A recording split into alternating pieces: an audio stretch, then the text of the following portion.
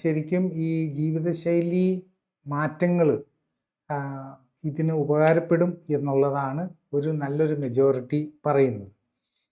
അതേസമയം ഈ ജീവിതശൈലി മാറ്റങ്ങൾ ഉപകാരപ്പെടും എന്ന് പറയുമ്പോഴും പലർക്കും അതിൻ്റെ ഒരു ഡീറ്റെയിൽസിലേക്ക് അറിയാൻ പാടില്ല.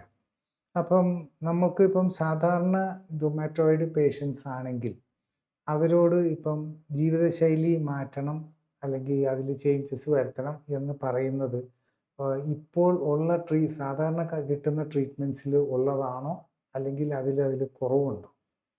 ബേസിക്കലി റുമറ്റോളജി മോഡേൺ മെഡിസിനിൽ അത് റുമറ്റോളജിസ്റ്റാണ് ട്രീറ്റ് ചെയ്യുന്നത്.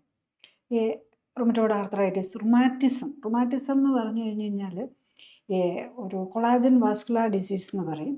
ഈ ഗ്രൂപ്പിൽ വരുന്ന ഇതെല്ലാം തന്നെ സാധാരണ റുമറ്റോളജിസ്റ്റാണ് ട്രീറ്റ് ചെയ്യുന്നത്.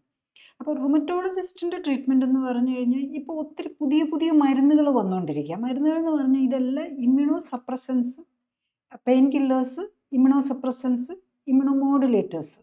ബേസിക്കലി ഇതെല്ലാം ആക്ട് ചെയ്യുന്നത് നമ്മുടെ ഇമ്മ്യൂൺ സിസ്റ്റത്തെയാണ്. പെയിൻ എന്ന് പറയുന്ന ആ ഒരു സിംറ്റം തന്നെ ഇമ്മ്യൂൺ സിസ്റ്റത്തിൻ്റെ ആക്ടിവിറ്റി കൊണ്ടാണ് നമുക്ക് പെയിൻ വരുന്നത്. പെയിന്, പനി, അതുപോലത്തെ കാര്യങ്ങളെല്ലാത്തിനും കാരണം ശരിക്കും പറഞ്ഞാൽ നമ്മളുടെ ഈ ഇമ്മ്യൂൺ സിസ്റ്റത്തിൻ്റെ ആക്ടിവിറ്റി കാരണമാണ്. അപ്പം അതിനെ സപ്രസ് ചെയ്യുക എന്നുള്ളതാണ് ഈ പെയിൻ കില്ലർ ആണെങ്കിലും DMRDs എന്ന് പറയും, ഇമ്മ്യൂണോമോഡുലേറ്റേഴ്സ് ആണെങ്കിലും സ്റ്റീറോയിഡ്സ് പോലെ ഇമ്മ്യൂണോ സപ്രസൻസ് ആണെങ്കിലും ഇവരെല്ലാം ഒരേ രീതിയിൽ നമ്മുടെ ഇമ്മ്യൂണിറ്റിയെ മരവിപ്പിക്കുകയാണ് ചെയ്യുന്നത്. അപ്പം ആ മരുന്നാണ് റുമറ്റോളജിസ്റ്റ് കൊടുക്കുന്നത്. അപ്പം നമ്മൾ വൺസ് മരുന്ന് തുടങ്ങിക്കഴിഞ്ഞ് കഴിഞ്ഞാൽ യൂഷ്വലി അത് കൂട്ടി കൊണ്ടുപോവുക എന്നുള്ളതാണ് സാധാരണ നടക്കുന്നത്. കുറച്ചിൽ തുടങ്ങും, പിന്നെ ഒന്ന് അങ്ങനെ ട്രിപ്പിൾ ഡ്രഗ് റെജിം, ചിലപ്പോൾ ട്രിപ്പിൾ ഡ്രഗ് കൊണ്ട് 3 മരുന്ന് കൊണ്ട് പറ്റാത്തപ്പോൾ 4ാമത്തെ ഒന്ന് സ്റ്റാർട്ട് ചെയ്യും, ഇങ്ങനെ പോകും.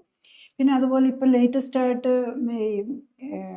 മാറ്റ്സ് എന്ന് പറയുന്ന, അതായത് മോണോക്ലോണൽ ആൻറ്റിബോഡീസ്, അതാണ് പുതിയതായിട്ട് എവറി മന്ത് എന്ന് പറഞ്ഞതുപോലെ ഓരോ പുതിയ മരുന്നുകൾ വന്നുകൊണ്ടിരിക്കുന്നുണ്ട്. അതൊക്കെ ട്രൈ ചെയ്യുക എന്നുള്ളതാണ് ഇതിനകത്ത് വരുന്നത്. മറ്റുള്ള മരുന്നുകളൊന്നും പറ്റാതെ വരുമ്പോൾ ഇങ്ങനെ ഏറ്റവും ലേറ്റസ്റ്റിലേക്ക് പോകും. ഒക്കെ പലതും വെരി കോസ്റ്റ്ലിയാണ്. 25,000 രൂപ ഒരു ഇഞ്ചക്ഷന് തന്നെ, 25,000 രൂപ, 50,000 രൂപയൊക്കെ വില വരുന്ന മരുന്നുകളാണ്. പ്രത്യേകിച്ച് പുതിയ മരുന്നുകൾ വരുമ്പോൾ അതിനെല്ലാം വില കൂടുതലായിരിക്കും.